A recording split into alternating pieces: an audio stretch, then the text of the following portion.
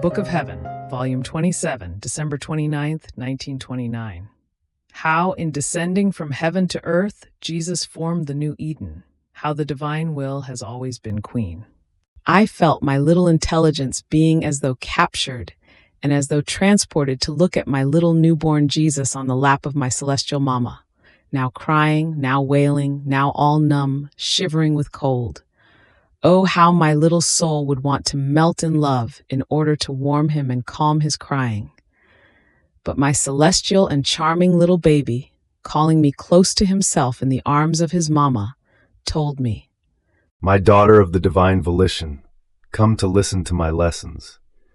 In descending from heaven to earth to form the redemption, I was to form the new Eden. I was to restore the first act and the beginning of the creation of man in my humanity. So, Bethlehem was the first Eden. I felt within my little humanity all the strength of our creative power, the ardor of our love with which man was created. I felt the fibers of his innocence, of his sanctity, of his dominion with which he was invested. I felt within me that happy man. Oh, how I loved him. And since he had lost his place of honor, I took back his place, because it was befitting for me to first place in me the order of how man was created, and then descend into his misfortune in order to lift him up again and place him in safety.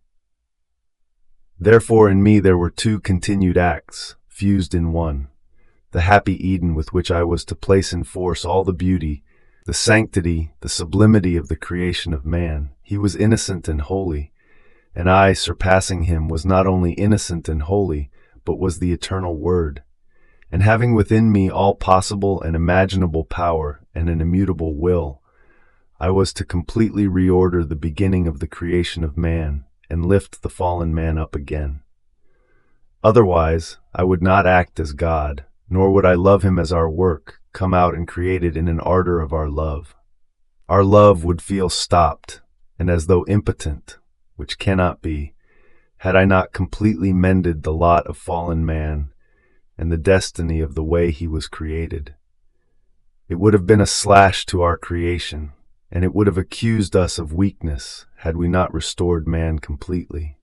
Therefore, Bethlehem was my first Eden, in which I did and embraced all the acts that innocent Adam did and those which he would have done had he not fallen.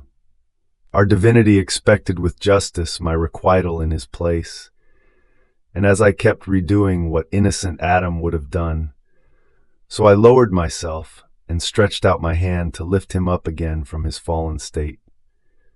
Therefore, as I would go around and stop, my humanity did nothing other than form new Edens, because in me there were all the acts of the beginning of the creation of man, and wherever I stopped I could form new Edens with my innocence and holiness. So Eden was Egypt, Eden was Nazareth, Eden was the desert, Eden was Jerusalem, Eden was Mount Calvary, and these Edens that I formed, called the kingdom of my divine will to reign, and are sure proofs that, just as I fulfilled the kingdom of redemption, and it is making its round to be established in the whole world, so will these Edens, in which all acts were done by me as if man had not fallen, follow the acts of redemption, and will make their round to establish the kingdom of my divine fiat. Therefore I want you always together with me, that you may follow me in all my acts and offer everything, so that my divine will may reign and dominate, because this is what interests your Jesus the most." Then he added, "My daughter, my divine will acted in me as queen, because indeed it has always been such. In fact, it is queen by nature. In our very divinity it holds the first place. It rules and dominates all our attributes. There is not one act of ours in which it does not hold its place of queen. So it is queen in heaven, on earth, in creation. It reigns in everything and everywhere. Therefore, wanting that man would do our divine will and would give it forward. The place of queen was the greatest honor and the most insuperable love that we gave him, and as one single will would reign, we would let him sit at our divine table, sharing our divine goods with him. We wanted him happy and wanted the glory of seeing him happy, whom we had created with so much love with our creative hands. So, our divine volition and our love could neither content themselves nor stop as the mere work of redemption, but want to move forward up to work fulfilled.